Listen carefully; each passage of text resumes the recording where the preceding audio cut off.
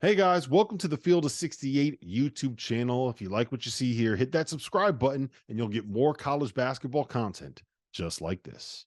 On to some other things that happened in college basketball tonight. Tennessee wins at number 17 ranked South Carolina 66-59, and in doing so, T.O., they have clinched their first outright SEC crown in 16 years, which amazingly was 2008, which is like, oh, I thought that was like 98. Like, is that Lofton? Is that Chris Lofton?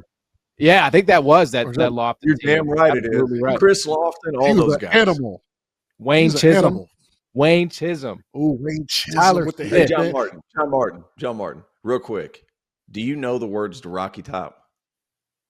Yeah, it's a good old Rocky Top. Woo! Rocky Top, Tennessee. Rocky Top, Hey, how bad did that hurt? Tennessee.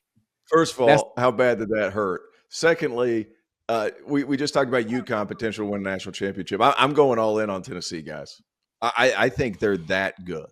Rocky Top, Knoxville, Thompson Bowling, the whole shtick. I think they're that good. You bring back a team, basically everybody on the roster. You bring back a team that makes the Sweet 16, runs into Florida Atlantic, and now you end up playing against. You end up bringing in, not playing against, but you end up bringing in Dalton Connect, who's the best on-ball scorer. What did they miss last year? An on-ball scorer. Yeah. Santiago Vescovi couldn't create for himself whenever they played Florida Atlantic. They didn't have anybody that could kind of make something happen. They now have that, and the defense hasn't gone anywhere. Good old Rocky Top. They're going to be singing that in Phoenix. I'm telling you, these guys are dangerous, and whenever you have a scorer like Connect, it's going to be everybody in the state of Tennessee, even the people in Memphis, John. Even the people in Memphis are going to be singing. I don't think they're going to get that. Everyone ain't going to get that. That's where the limit. That's where the line is drawn.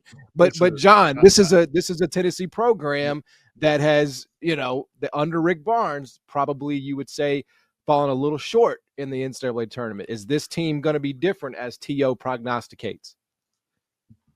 They're going to be different. I watched them tonight. What team in the country the fact that they're doing this at the college level is insane, but what team in the country clears it out and says go to work for a bucket? Yeah. What team can do that?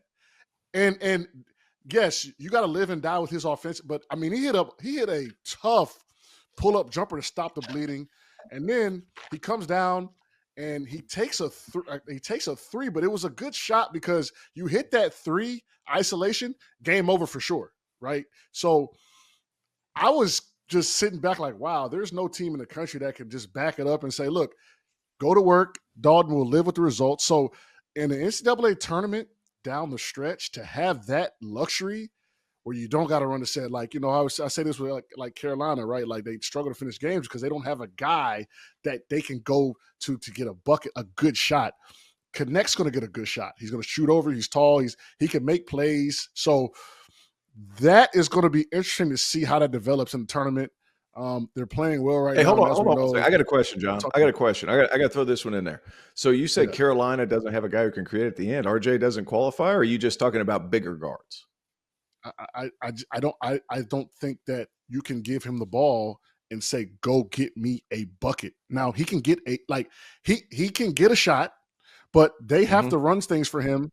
Like they have, and even so, he's not like a blow by, go get he's going to probably try to break you down, feet in the mud, three ball or float you. But I mean, Dalton Connect, there's like Dalton Connect get you down in the post. He can shoot it over you. He gets you. He gets you in the lane. He can rise up. I mean, he's a pro. He'll be a top 10 pick. I'm with you. Yeah. So I think he might be a top 10 pick now. Like it only takes one team to love you. Yeah, I mean, good size, 6'6", 6'7", and I like. He's going to be a top 10 for sure.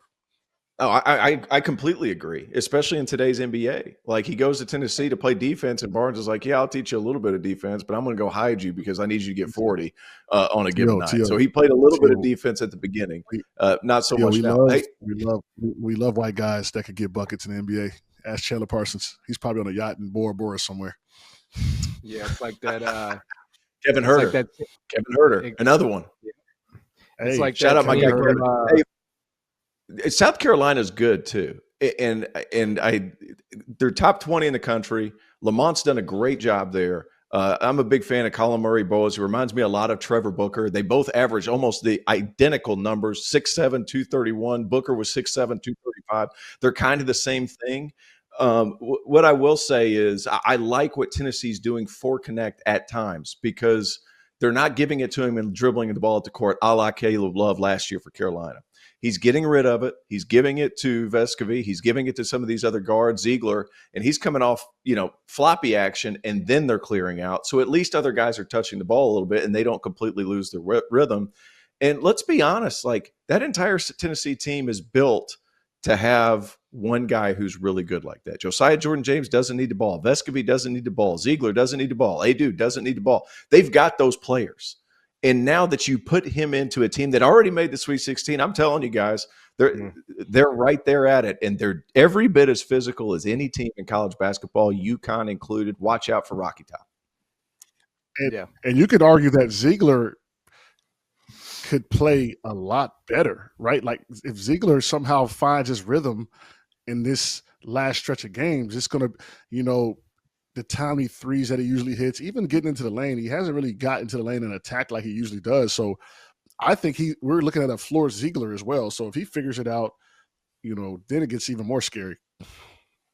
Yeah, I think when we talk about the top four teams, I think the top three are pretty solidly submitted there. But I think, depending on how things shake out in the Pac-12 and, what Tennessee can do here in the SEC tournament, I think they're going to have a real chance to capture that last, number one seed there. So when you can win on the road, I agree. I mean, to me, that's what it comes down to. You can win on a neutral site. So big night for Tennessee, no question about it. Thank you for watching the Field of 68. If you've enjoyed what you've seen here, hit that like button, share this link with your friends, or check out the description for some other places that you can consume Field of 68 content.